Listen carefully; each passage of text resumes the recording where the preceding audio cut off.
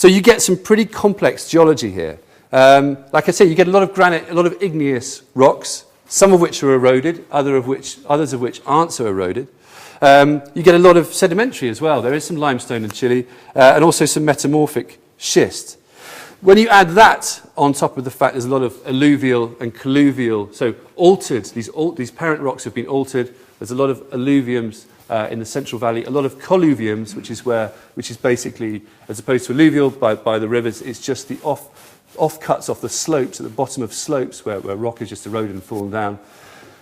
Then you put that on the top of the fact that Chile is one of the most mountainous countries on earth. It's 80% classified as mountainous, and all the exposures, the different exposures that gives, and this crazy climate that Chile has along its 4,300 kilometers length. I like to describe Chile as again, anthropomorphizing things, as the Peter Crouch of nations.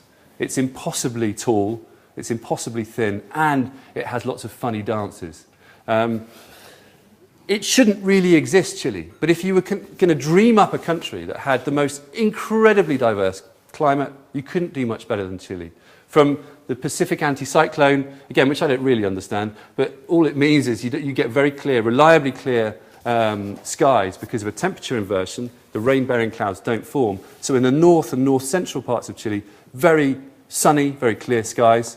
Down in the south, you get much more cloud, rain, frost, more typically, say, European climate, down to the Antarctic waters of the south. So you've got everything there, pretty much.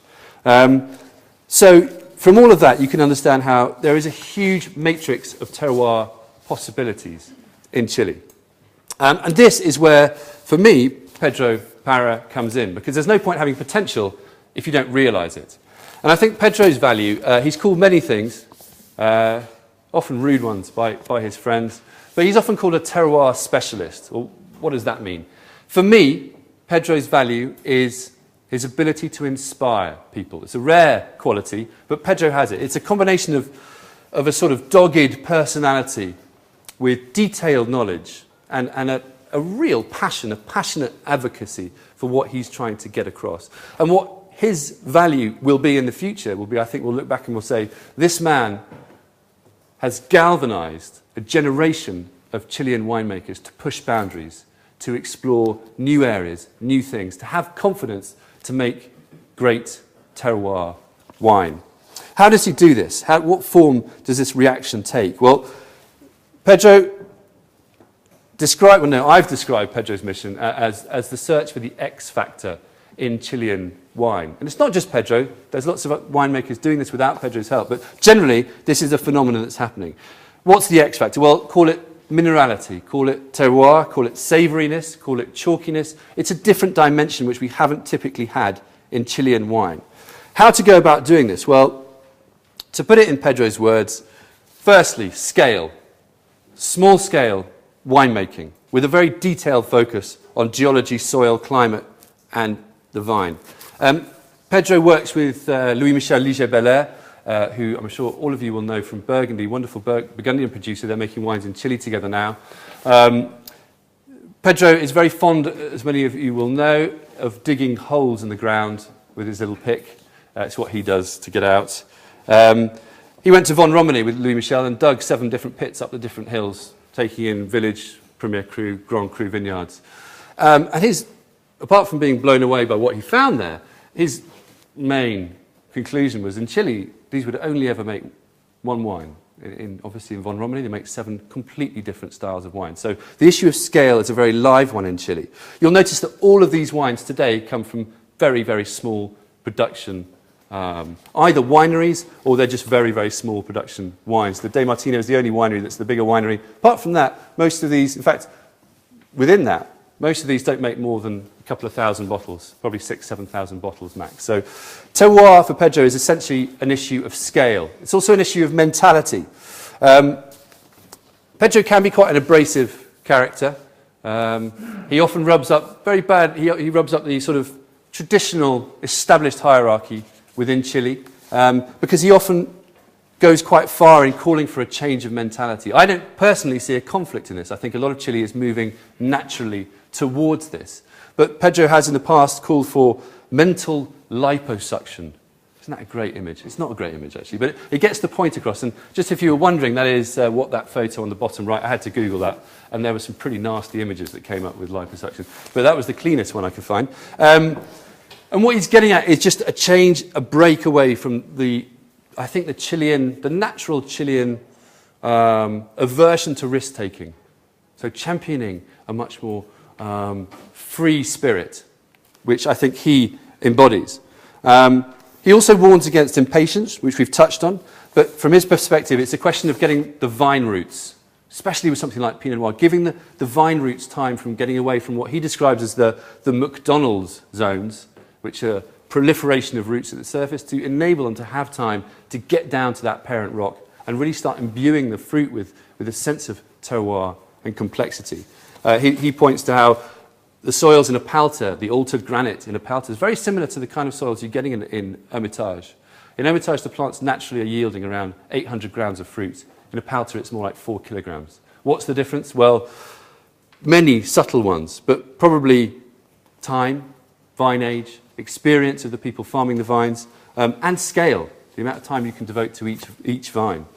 But Pedro's conclusion is that in 25 years, Chile will be great. So that gives you just an idea of the kind of timescale he's thinking about.